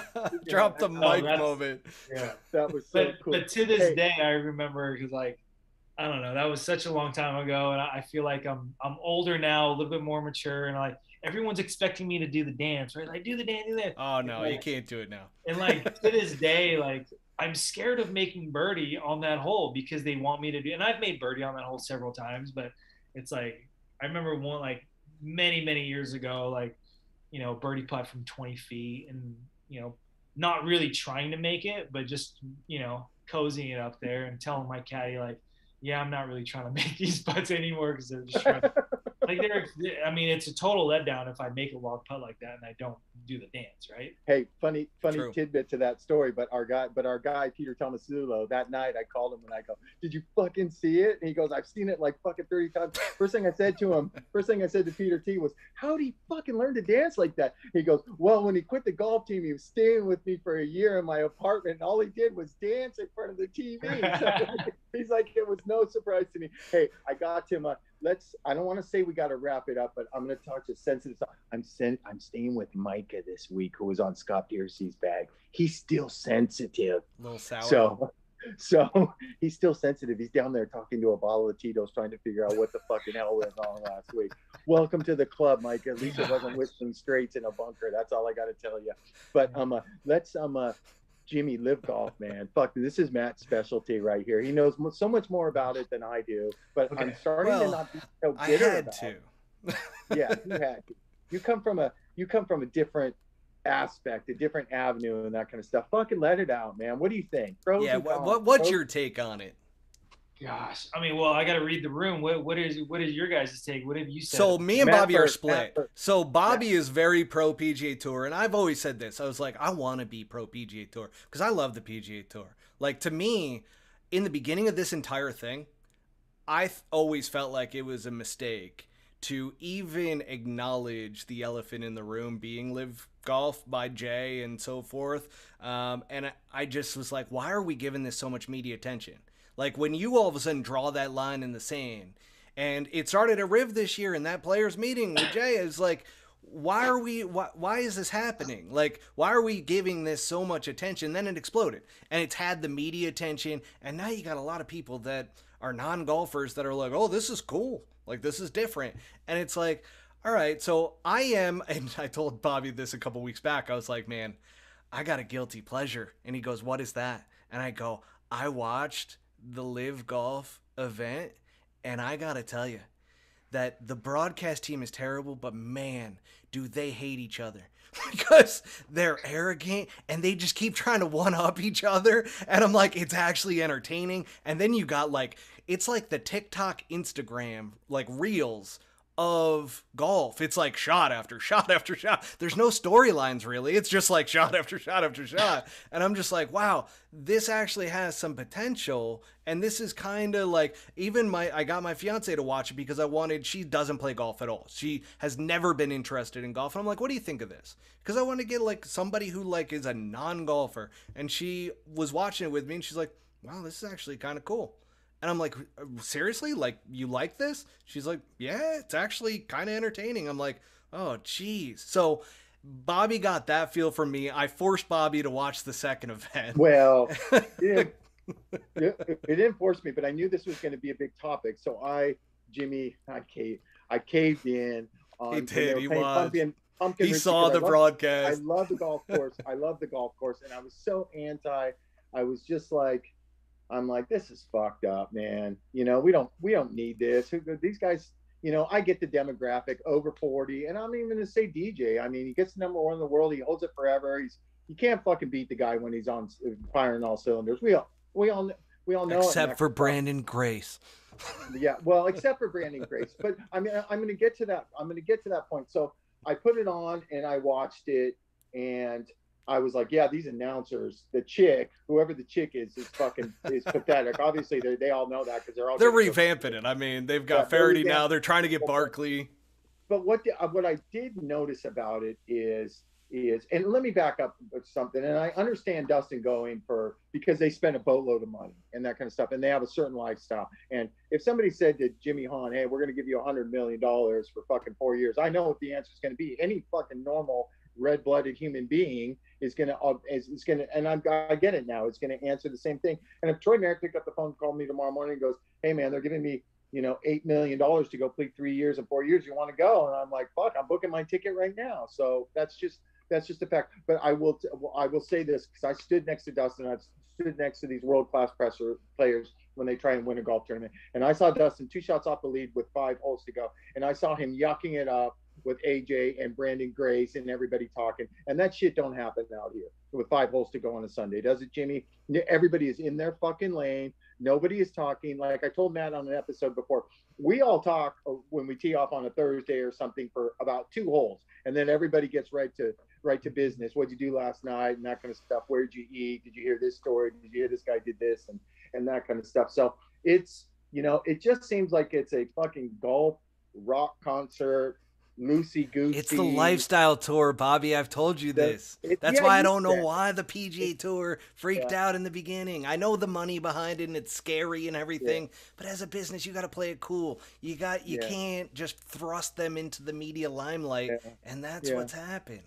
Other than the PGA Tour, I mean, from a caddy's perspective, I think it's win-win. Those caddies are making a boatload of money, and we have less people to beat out here that are really good players. But for like Dustin's decision, I mean, let's be honest, he's pressing your number, Jimmy. He's 38 now or something like that. It takes a lot of work to hold the number one position. He's probably fucking. Is DJ that old? I mean, let me ask you guys this question.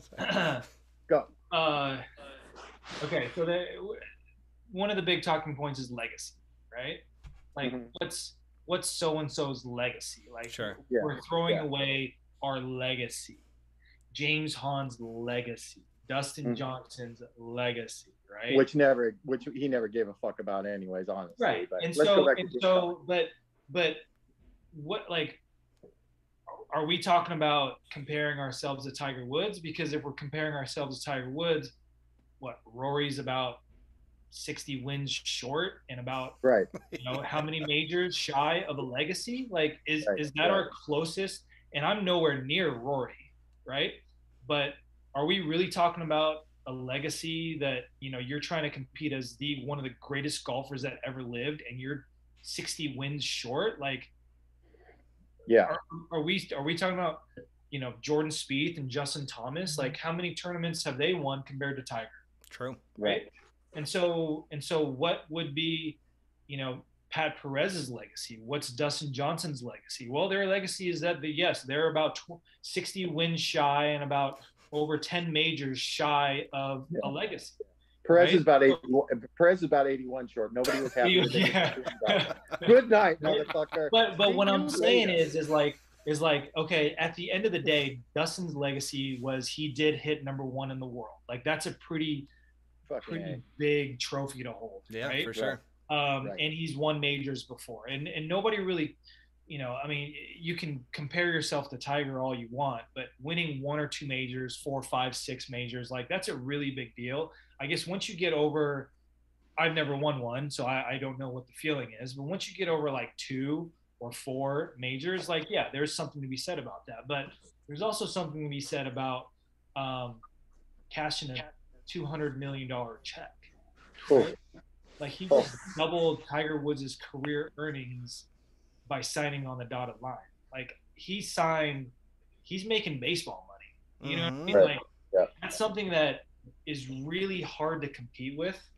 And using a talking point of legacy, or, you guys know what the other talking point, what is it? Spending more time with your it's less time on the road. It's a little bit more, but they're expanding the number of events next year, so like that kind of is going by the wayside a little bit.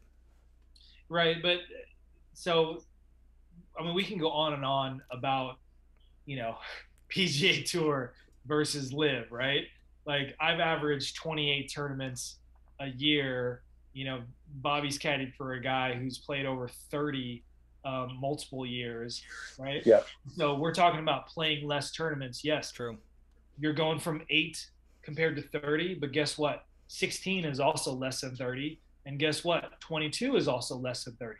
So every time they add a golf tournament, right? The narrative is, I thought you guys wanted to play less golf tournaments, and it's like, well, we are, because we're playing 12, and 12 is a lot less than 28. And guess what? If they add another golf tournament the following year, it's still less than 28, right? Until the number gets more than 28, they just need to shut up, right? Like, let's be honest. Like, we can say whatever we want about playing less if the number is under a certain amount, right? So then, boom, you go, okay, next talking points, all right? So what's the next talking point?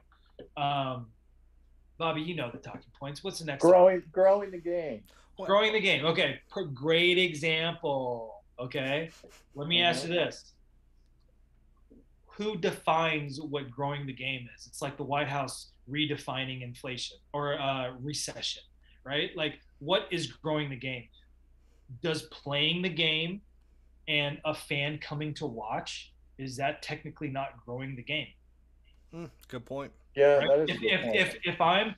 If I'm playing golf, whether I'm being paid by Saudi, Trump, Biden, the PGA Tour, whoever, China, right?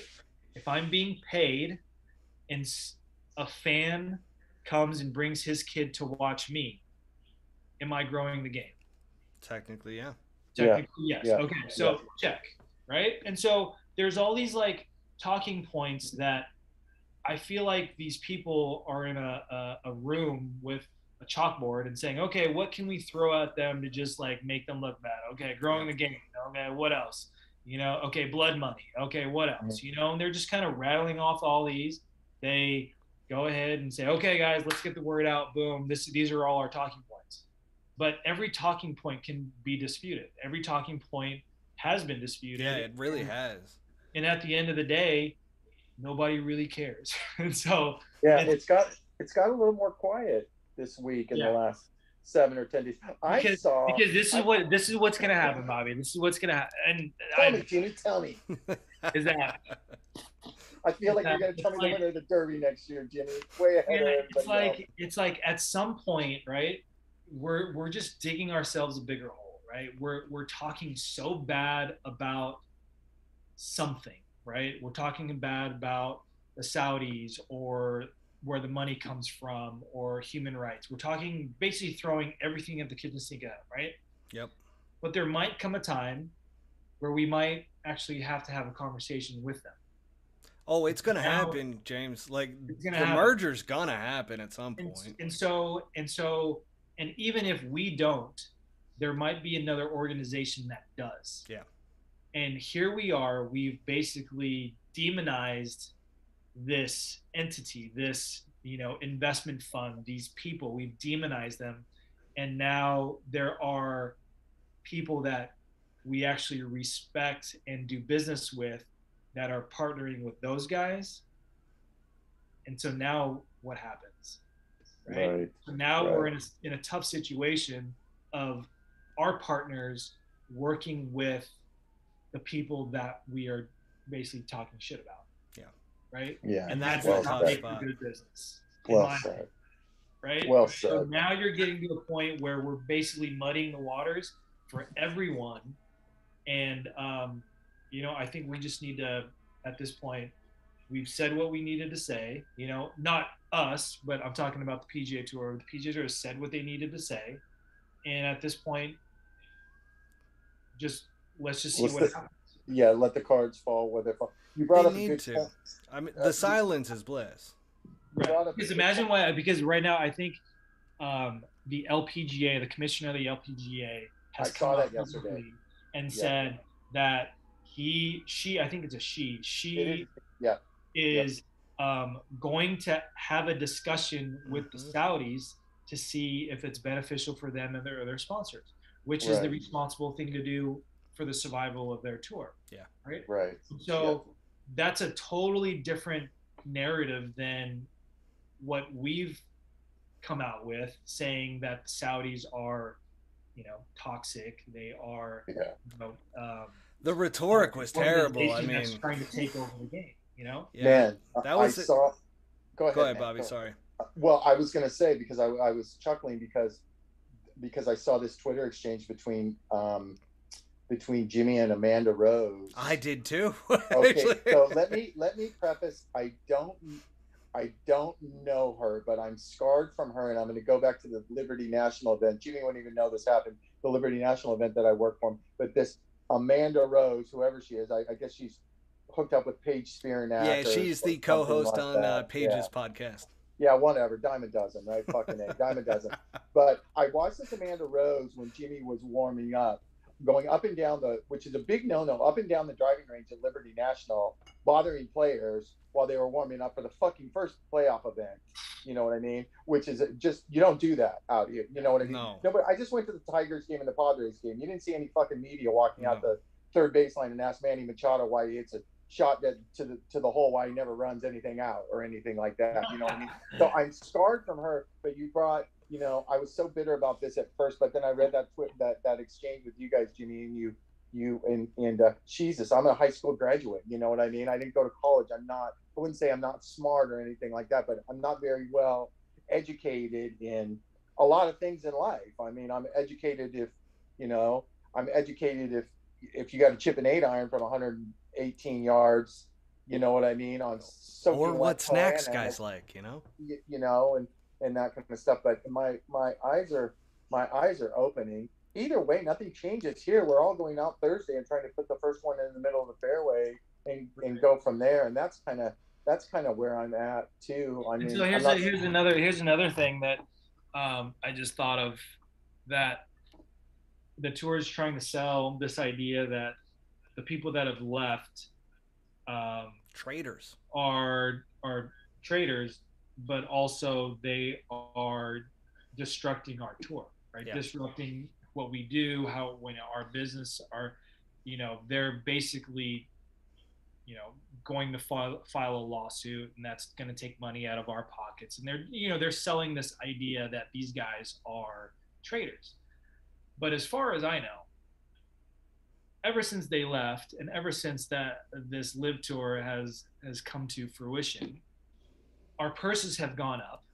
Yes, they have. Added an extra $5 million to the Players Championship, and we're adding another $30 million to 8 events next season.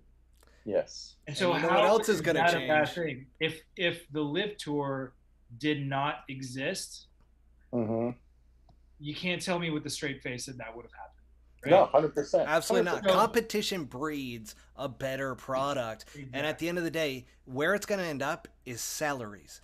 There's going to be contracts. The PGA Tour is going to have to restructure. They can't be a nonprofit anymore. But they're going to end up issuing out contracts in order to compete. You have to. And that's where, Bobby, you and I talked about this offline a lot, is just the fact that that's what I want to see. I want to see actual contracts for everybody that's showing up on Thursday. I still want to cut, but I think there should be a base salary behind it. And that even goes into the smaller tours. Let me answer this. Ask me. Why do you think it's fair that PGA Tour golfers, when they miss a cut, that they lose on average about $6,000 to $8,000 a week? Jimmy, I think I'm just a creature of habit now, because it's always been that way. But you know why? what I mean? Why am I a creature of habit that way? No, I'm not saying. No. Why, as a creature of habit, why do you think that it's acceptable for I don't know. I don't know. No, I don't know. That's ultimately the thing. I mean, there have been people in meetings that say that that's the beauty of our sport. That's Colt Knost was on Pat McAfee, and Pat McAfee almost shat himself when Colt said that that's what makes the golf better than any other sport, is that on Friday guys are fighting. We've had multiple arguments, but again, I'm a guy that likes to look at it from the other side and defend the other side. And if they're able to successfully defend it, then it proves their point that it's a good point. But their point was that if you pay a guy that misses a cut, that you're basically breeding mediocrity. You're breeding someone who doesn't want to try hard because they're guaranteed a paycheck that week. And so a lot of guys are not going to try hard because they're just covering their expenses and there's nothing that pushing them. Whereas someone who loses money for the week is going to try harder. And I said, based off of that theory, LeBron James is the laziest person in the NBA because he's the highest paid person in the NBA. So technically, here's a guy with a guaranteed contract.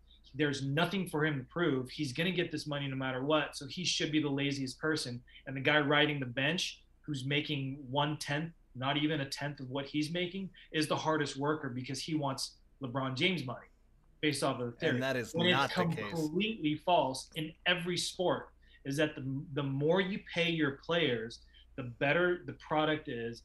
They're able to take care of themselves. They don't have to worry about losing money or staying in some crappy hotel. They can actually spend money on trainers, physical therapists, better meals, better hotels, and just everything. Quality of life goes up. They can build a team too, right, James? I mean, they're able to build a team because that's, to me, that's just, it's an unfair advantage if you have two identical PGA Tour golfers and you gave one guy $1 million signing bonus and say, hey, here's, you do whatever you want with this $1 million to make your product great, and for the other guy saying, hey, you get to play for $1 million, but guess what? If you don't compete well, if you don't invest in yourself, there's also a chance that you lose $500,000. Well right? said. And so, yeah, good points. Good points. You're building a better product when you're doing that. And so there's people in the room that are saying that that's the beauty of our sport. And I just get so angry that it's the dumbest argument that you could possibly have. And I'm going to tell you, I spent a year around Major League Baseball teams, and the stars were the hardest working players. And here, this one's for you, Max Homa. The Dodgers, when I was there and around all of their top players going back 3-4 years ago, every guy, because they hadn't won the World Series yet, they were adamant. They're in the offseason, and in their own time, you had Turner, you had everybody in that room, except for Corey Seager, who was injured at the time, and they were all trying to get to that next level, even though they had millions of dollars, I mean hundreds of millions of dollars for most of them, that they were set for life. But that competitiveness, and you know what I think it actually separates, is the people that don't have that competitive spirit, that don't really care, but they're in it for the money.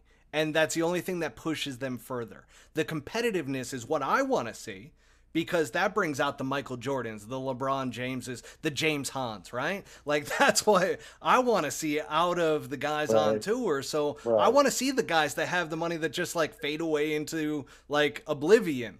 And I guess that's where some of the point is, that some of the guys that you know on tour that ended up over with Live Golf, like from Colt's perspective or from Bobby's perspective or from whoever's perspective, people that know them, they're like, yeah, they're kind of casual at this point. They're towards the end of their career. They're kind of moving on. And it's sad to see that, because it's like, no, this should be where it's like we're driving the real competitiveness and we're creating a better product as a whole for not only the fans, but for the players too, because my God, is the PGA Tour making money off of guys that are there on Thursdays and Fridays and not making the cuts? Absolutely. You know, I will say this. I was bitter at first, but after hearing this whole conversation and that kind of stuff, and opening my eyes on different topics that I wasn't really in tune with, because I'm more in tune with how my player plays on a daily basis or on a shot-by-shot basis, I got to say now that something good is going to end up happening out of all of this. I think for so. Everybody. Something great is going to happen. You know, change so, is good. The world's full of change. So here's another point, is that the majors, right? We're talking about the majors and how great they are, and that they're the leaders of the industry, right? Like we want the majors to have the highest purse. So the PGA Tour is encouraging the Masters, the U.S. Opens, to increase their purses, because they're the biggest tournament of the season. They should be the highest points. And so we're trying to push them up by raising our purse for the Players' Championship. But there's one thing that we've neglected, in my opinion, and it's that the majors pay every single player to show up. Yeah. Remember I was telling you that, man? Yeah. So this was something that isn't public knowledge in terms of like, I didn't know here's this. The thing is that we're asking them to increase their purses. Right, our Players' Championship purses is $20 million, and you guys need to be up there $20 million. They can just go ahead and say to us, you know what, y'all need to start paying your players to show up, because that's what they do and that's what we don't do, right? And so technically, going off of the talking point of why the PGA Tour doesn't pay players, technically by that point they should have the weakest field in golf, because you have a bunch of people just showing up and getting paid and no one's really trying. Doesn't make any sense. No. Right.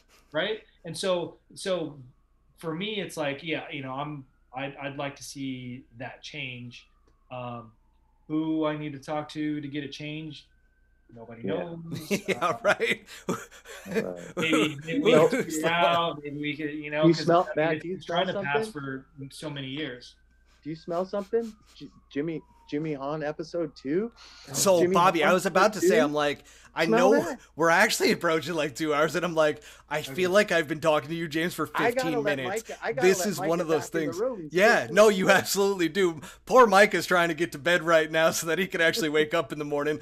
But I'm like, James, you were a fantastic freaking guest, my man. Like, literally, I hope that you will at least entertain the idea of potentially coming back on in the weeks to come, because I feel like we have some more topics to talk about with you, and I just think the audience especially is getting to see the real side to you, that it's like, man, I haven't heard this in other interviews, and I'm just like, James, you are like, I've become probably one of your biggest fans outside of maybe your family and your wife and so forth. Maybe even Bobby, because Bobby knows you a little bit better. But shoot, you're here in Scottsdale. I'm in Scottsdale. I'm like, my God, we need to do another one of these, coming up. Part 2 is definitely in the works, Bobby, as long as James is acceptance of it, but you don't have to say anything on air. Jimmy, listen, Jimmy asked my advice on a lot of things. I can push him. I can push him over the edge. Jimmy, wow. I love you, brother. Yeah, wow, what an episode, thanks for having me on. I think a lot more people are going to fall in love with James Hahn. It was so cool. It was going to be a nice little 30-minute segment. But yeah, right? Yeah, we'd say that. We went Joe Rogan style on this one. Yeah, right? Jimmy, we appreciate your time, man. I will get some rest. We both got to be up early. What time do you tee off tomorrow? You got a little pro-am tomorrow? Yeah, I'm in the pro-am tomorrow. What time? 2:30. Earlier? 2:30. Yeah. I'm jealous. Yeah, he's got the late play. Now I do have to give one shout out before we head off. Another thing. Here we go. Yes. Here we go. I'm teeing off at 6:45 tomorrow. That means I'm warming up at 5:30. It's still dark at 5:30. Can you name any other sport where they warm up in the dark? Can you imagine Steph Curry shooting with the lights off? No. Yeah. Why do I have to do that? Yeah. Jim, you just burned part of that Doesn't make any too. sense. That is a really good point. saying. I love it. do have to give a quick shout out. My boy, who is the co-owner of Golf Pros NYC in New York City, he is caddying for his first pro over on the DP World Tour this week. He got just a random call that, hey, a guy's looking for a caddy, and he's been caddying lately, and so he's like, you know what? Let's do this. And so they met up. So shout out to Sean Clark. Good luck this week on the DP World Tour. And just had to give that quick little shout out. But James, thank you so much for your time. You were more than generous. Thanks, Bobby, guys. Get your Fiji water in here. I got to get a deal out of that. Jimmy, we got to get a sponsorship deal out of Fiji. Who do we need to get in contact for that? But thank you guys. And thank you, audience. Much appreciated. And this is the end of the episode. Jimmy, I'll see you tomorrow. Thank you for tuning in to Season 2 of the Pull Hook Golf Podcast. Make sure to hit subscribe and go to www.pullhookgolf.com for more information.